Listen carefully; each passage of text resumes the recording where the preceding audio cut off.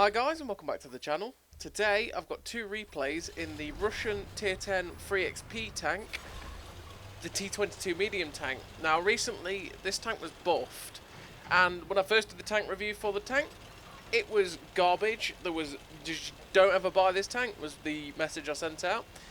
Now it's been buffed. What do I think of the tank? Well, everything that was buffed helps the tank a little bit. But were they the things that made the tank bad? No. It was the DPM. The DPM is just the worst thing about this tank. It's horrendous. And that was what made the tank terrible.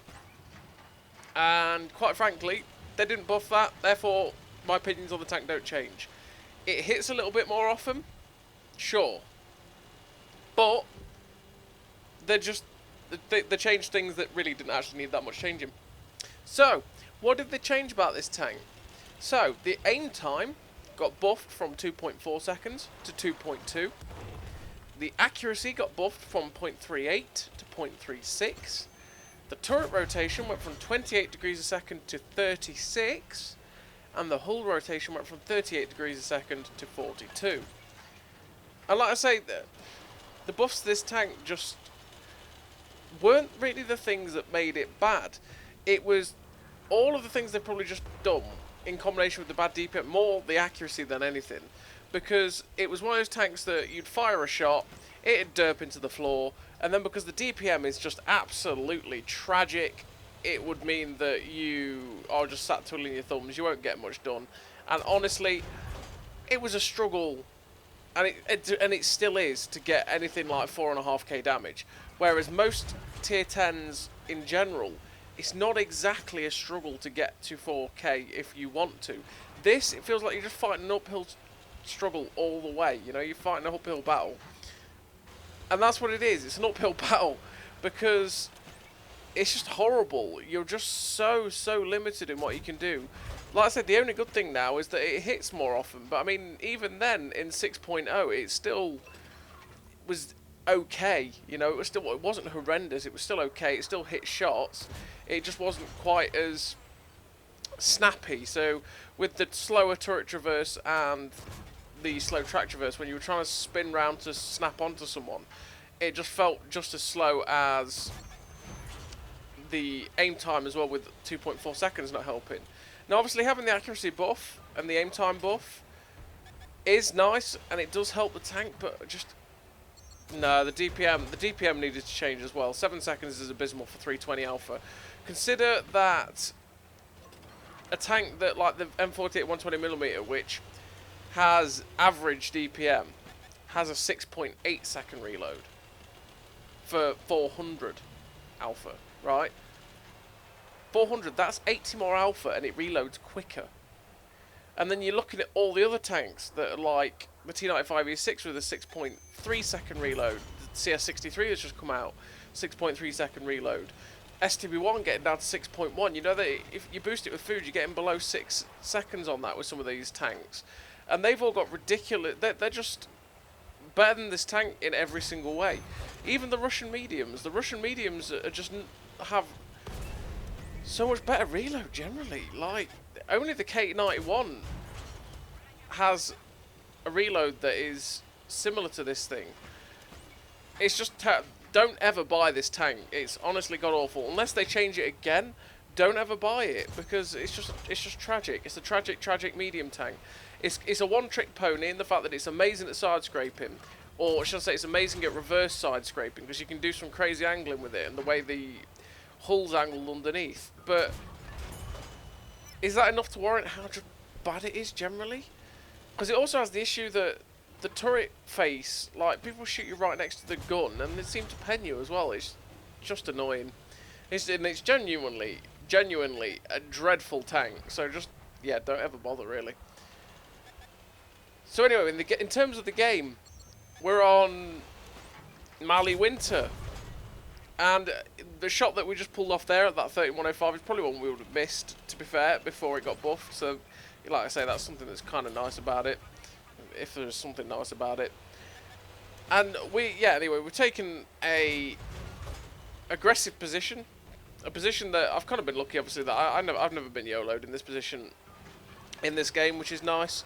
We've never been put under any threat, and we've been able to just keep sort of popping up and down on the ridgeline, keep firing the gun, and everything's been hunky-dory so far. So I'm thinking, you know what, I'm going to get up behind this Death Star, I think it's a Death Star anyway, on this little abbey church that's perched there. And what I want to do, instead of going directly towards this guy, is get below the guns of this machine and this light tank. Now, unfortunately, that machine managed to get all the way over and get a shot or two into me, but because I was travelling as fast as I could to get underneath the gun, it made it awkward for him. Now we've got underneath his gun line, behind the Death Star, we're going to put some shots in to try and finish this guy off, so that my medium tank can hopefully advance. I was kind of surprised at one point that machine managed to pull all the way over and balance like he was, be able to get shots at us. Sometimes I've tried to do what that machine did and then just had soapy rock issues and slid off. That, or the enemy team has just absolutely obliterated me when I've tried to do it, so that guy kind of got a bit lucky that he managed to do it in general.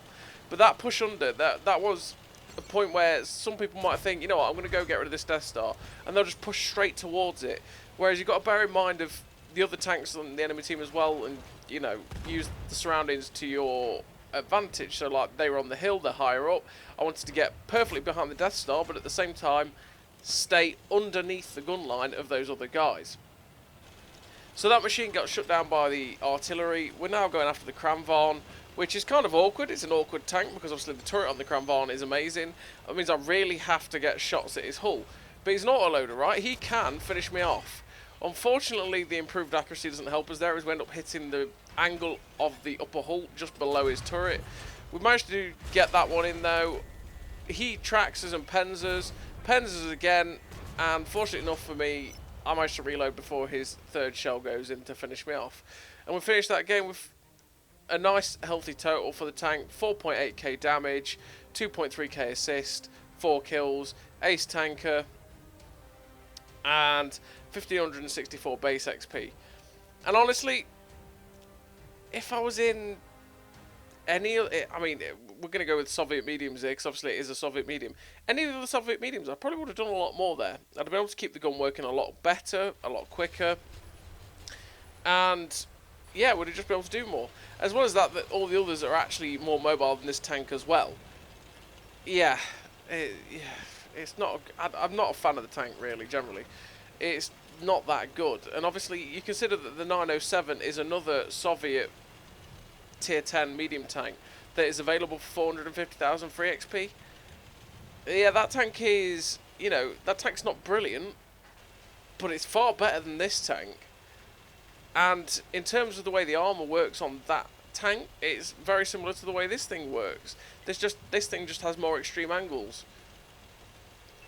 So it's not special. It's not really got anything good going for it except for that armor, which at the end of the day you can use for side scraping or reverse side scraping, but it's also got the issue that if you're reverse side scraping and someone's even slightly shooting up at you, it becomes useless.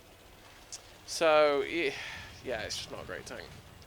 So we're on steps for this second game, and we've pushed very aggressively. Now this is dangerous, because if the enemy team decided, and they have been doing that recently, decided to push really aggressively across this gap, I'd get caught out in the open. I'd have nowhere to pull back to, and I'd die. That's just a consequence of what happens on this map, recently anyway. Because when it first happened with these wonky spawns, when it first came out, well, people went straight down the 8-9 line from their spawn, and only 1 or 2 would come this way, like this 60TP and the 268 version 5 did. And then obviously we'd crush this flank, and then we'd get caught fighting against the people that are sitting on the ridge lines at A5, 6 or down the 6-7 bit, and it'd become a bit of a slog from there. And then the enemy team would do something similar and then fight against the guys that are sort of like what our guys are now, where they're at H5, 6, you know. But as ever with shifting metas and changing player behaviours, what's been happening a lot is that the enemy team has just pushed really aggressively down this flank, and it really limits what you can do. Sometimes you don't want to push forward as aggressively as I did, because you will get caught out. They'll envelop that whole area that we're sitting in now, and you just die. And trust me, it's not fun. You just get obliterated. So sometimes you just got to be a bit cautious. Try and spot them out as they're crossing. If you only spot 1 or 2 tanks, make the push. If not, then sit back and try and stay hull down against them. So far though, it's gone pretty well, because their team hasn't really pushed that way. We managed to kill everything that did, and now we're getting shots off across this middle bit, and that is against a player called Flyin. I don't know if you've seen, I think, yeah, he had his ridiculous game in the 705A, which was like 11,000 damage, and Clone Guy put it up. If you watch Clone Guy, he put it up on there. And honestly, even if you're not that much of a fan of Clone Guy, that replay, that game that Flyin put out in the 705A is just, yeah, ridiculous. Man's ridiculous at this game.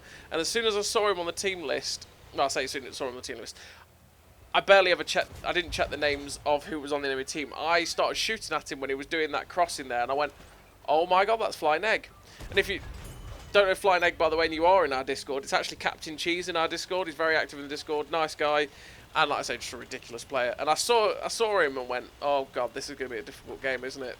Yeah, and we'll see more of him later on. But right now, I need to get back to base.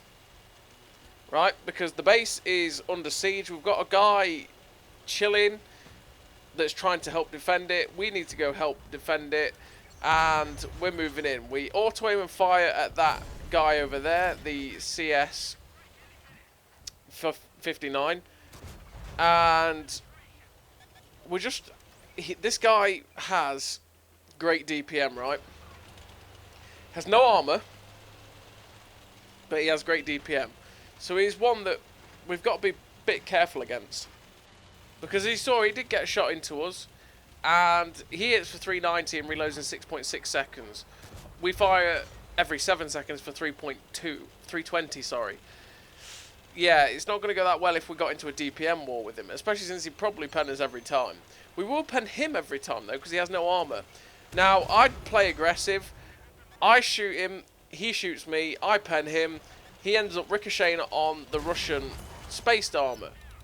Because, like I say, the T-22 is one of those, though, that is troll with the armor, and you can occasionally just get a shot that just gets eaten, and you sit there going, I bounced that? I bounced that. Nice. Okay. And we managed to bounce him and finish him off. We're up to 4.8k damage, and now there's just me, a heavy tank, a medium tank, and a heavy tank in their base. And on the enemy team is 2 artillery, Flyin and his platoon mate. And his platoon mate's in the FE 4005, Flyin in the CS 63. And I'm looking at this going, oh, this is going to be difficult. I'm kind of expecting to come across the artillery, because we did see an artillery shell fly out from this corner. He gets spotted, we pump one in with the HE. We're going to go try and finish this guy off before he manages to turn around and get into shotgun heaven. He's not even bothered to turn around. We finish him off with an auto-aim shot. Now, I'm keeping the HE loaded in at the minute, because again, we saw another round of arty madness coming in, and that was from like D9. And I'm thinking, I could have penned it with HE, but then, yeah, you know what? I'm going to load back to APCR just to make sure, because I think I checked what the artillery was. It was something that I might not pen with the HE. Obviously, if we come against the FE 4005, the HE round would be very useful, because that pumps us up to over 400 alpha, which, yeah, with our long reload, it would be nice to have. Now, I want to get up on this ridge line here to try and spot out the 4005, or the artillery, or just anything possible. Because I feel like these guys will be defending these ridge lines, because it's a smart thing to do. I get detected as I move up there, which is unnerving, especially when you know when there's an FE 4005 out there. I'm thinking, right, I'm going to move up to a different part of the ridge line to see if I can just spot out past this camo. Then we spot Flyin who's on the move. We try and pop a shot that was incredibly chancy. If we should have just waited there. He's flanking round, and I'm like, okay, no. We're not doing that. We're not letting him flank round, because if he decided to, because we know they're coordinating, right? Because obviously they're in a platoon, they're talking together. They will be coordinating. So if he was to move to like D3, he'd have shots at my side. The FV4005 could then pop over as well and end my day. And the other two aren't that healthy either, I don't think. I remember rightly, I don't think they were. And that means that, yeah, they will probably win that from that sort of situation. And I just didn't want to get isolated like that. I didn't want to let them flank round and then get myself blacked by the 4005. We came again round this corner. Basically what I did was cut back round and then get below these ridge lines, because I knew where Flying Egg was and I wanted to get back round this side. We came across the artillery, we shut that guy down. Mr. Captain Cheese gets a shot into us there, and we managed to get one into him in return, which is nice. But the thing is, we do 320, he does 390. So that trade was better for him than for me. But at the minute, we're still fairly healthy. It's just all about where the 4005 is. And we get detected there, and it's thinking, I'm just thinking, that's got to have been the CS, right? But then the 60 TP gets killed from our base. And I'm thinking, well, that means he must have moved off. Okay, right, you know what, let's move up to the next ridge line and see if we can spot anything. The 60 TP is pinging over there, so he's saying that he's moved, which is nice information. I'm thinking, well, I'm not spotting I should have spotted the FE 4005 by now, right? Brown trouser moment, there he is. No, bait, side armor, side armor, side armor. He doesn't pen me, he gets the shell absorbed with AP. Thankfully he was firing AP into my side armor. The Russian space, you see the way I was angling when I came against him, I was flicking the side out hoping he'd shoot there. Now we're getting all in by Flying Egg, which is the worst thing in the world that could happen. He ends up tracking and penning us, because obviously it is the worst thing that could have happened to us, because he's got way better DPM and a better gun. We managed to keep getting shots into him. He was about to finish us off. He had us there, but thankfully for me, the medium tank came up and finished him off, and finished off what was an intense ending to that game. And he gave us a real good run for our money.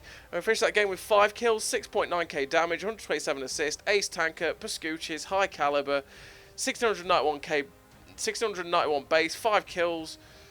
Yeah, a very nice game for the T-22 medium tank. Not a result you're going to see that often in this tank, because it struggles to get that much. So as always, everybody, thank you very much for watching. I'll see you next time. Don't buy this tank.